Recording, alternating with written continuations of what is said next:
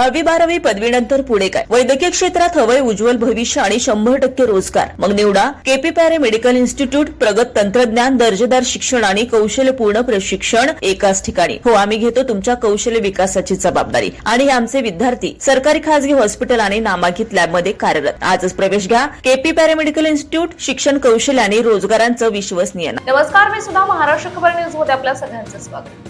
बीडमधून एक अत्यंत धक्कादायक आणि थरकाप उडवणारी घटना समोर आली आहे. 2 गटातील भांडण सोडवायला गेलेल्या एका हॉटेल चालकाची चाकूने भोसकून निर्घृण हत्या करण्यात आली आहे. विलास घुले असं या हॉटेल चालकाचं नाव आहे. 20 जून रोजी सायंकाळी 7:30च्या सुमारास कदमवाडी फाट्यावरील हॉटेल गावकरी समोर ही घटना घडली. अनैतिक संबंधांच्या संशयावरून काही जण उमेश माने नावाच्या तरुणाला मारहाण करत होते.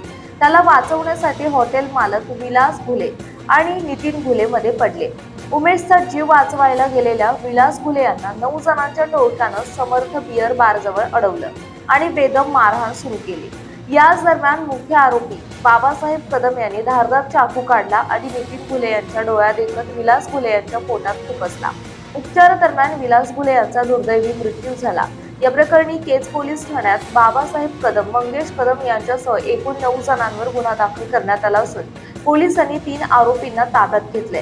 मात्र इतर आरोपींना तात्काळ अटक करावी या मागणीसाठी संतप्त नातेवाईक आणि ग्रामस्थांनी छत्रपती शिवाजी महाराज चौकात 2 वेळा रास्ता रोको आंदोलन केलं.